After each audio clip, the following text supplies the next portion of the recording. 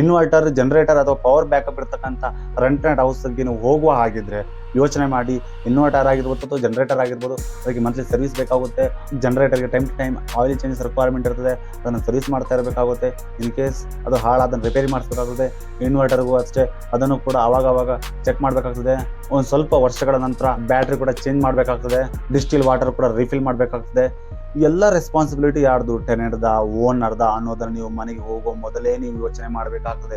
ಇಲ್ಲಾಂದ್ರೆ ನಿಮ್ಮ ಕಿಸೆ ಖಾಲಿ ಆಗೋದಂತೂ 100% ಸತ್ಯ. ಅದನ್ನೇ ಅಗ್ರಿಮೆಂಟ್ ಅಲ್ಲೂ ಕೂಡ ನೀವು ಬರೆಸ್ಕೊಳ್ಳಿ. ಇವುಗಳ ರೆಸ್ಪಾನ್ಸಿಬಿಲಿಟಿ ಸಂಪೂರ್ಣ ಯಾರ್ದು? ಓನರ್ದ ಅಥವಾ ಟೆನೆಂಟ್ದ ಅನ್ನೋದನ್ನೇ ಬರೆಸ್ಕೊಳ್ಬೇಕಾಗ್ತದೆ. ಇದರಿಂದ ನಿಮಗೊಂದು ಕ್ಲಾರಿಟಿ ಇರ್ತದೆ. ನೆಕ್ಸ್ಟ್ ಎಪಿಸೋಡ್ನಲ್ಲಿ ಸ್ಮಾಲ್ ಎಲೆಕ್ಟ್ರಿಸಿಟಿ ಚೆಕ್ ಮಾಡೋದ್ರಿಂದ ಬಿಗ್ಗೆಸ್ಟ್ ಡೇಂಜರ್ನ ಯಾವ ರೀತಿ ಅವಾಯ್ಡ್ ಮಾಡ್ಬೋದು ಅನ್ನೋದನ್ನ ನೆಕ್ಸ್ಟ್ ಎಪಿಸೋಡ್ನಲ್ಲಿ ನೋಡುವ. ಈ ವಿಡಿಯೋದಲ್ಲಿ ಈ ಮಾಹಿತಿ ಇನ್ಫಾರ್ಮೇಟಿವ್ ಅನಿಸಿದರೆ ಲೈಕ್ ಮಾಡಿ, ನಿಮ್ಮ ಅನಿಸಿಕೆ ಅಭಿಪ್ರಾಯಗಳನ್ನು ಕಮೆಂಟ್ ಮಾಡಿ, ನಮ್ಮ 1951 ಚಾನಲ್ನ ಸಬ್ಸ್ಕ್ರೈಬ್ ಮಾಡಿ, ಫಾಲೋ ಮಾಡಿ, ಟೆಲಿಗ್ರಾಮ್ನಲ್ಲಿ ಕೂಡ ಫಾಲೋ ಮಾಡಿ. ಇದರಿಂದ ಎಲ್ಲ ಹೊಸ rental tips, real time stories, ಹೊಸ ಅಪ್ಡೇಟ್ಗಳು ನಿಮಗೆ ಮೊದಲು ಸಿಗ್ತದೆ. ನೀವು ಚೆನ್ನಾಗಿದೆ ಸಾಕಾ? ನಿಮ್ಮ ಕಾರು ಸ್ಕೂಟರ್ ಚೆನ್ನಾಗಿರೋದು ಬೇಡವಾ? ಅದಕ್ಕೂ ಇನ್ಶೂರೆನ್ಸ್ ಬೇಕಲ್ಲ?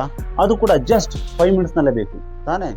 ನೀವು ಭಾರತದ ಯಾವುದೇ ಮೂಲೆಯಲ್ಲಿದ್ದರೂ ಜಸ್ಟ್ 5 ಮಿನಿಟ್ಸ್ನಲ್ಲೇ ಇನ್ಶೂರೆನ್ಸ್ ಪಾಲಿಸಿ ಹ್ಯಾಂಡ್ ಓವರ್ ಮಾಡ್ತೀವಿ. ಜಸ್ಟ್ 9739011951ಗೆ ವಾಟ್ಸಪ್ ಮಾಡಿ. ಇವತ್ತೇ ನಿಮ್ಮ ವೆಹಿಕಲ್ಗೆ ಇನ್ಶೂರೆನ್ಸ್ ಮಾಡಿಸಿ.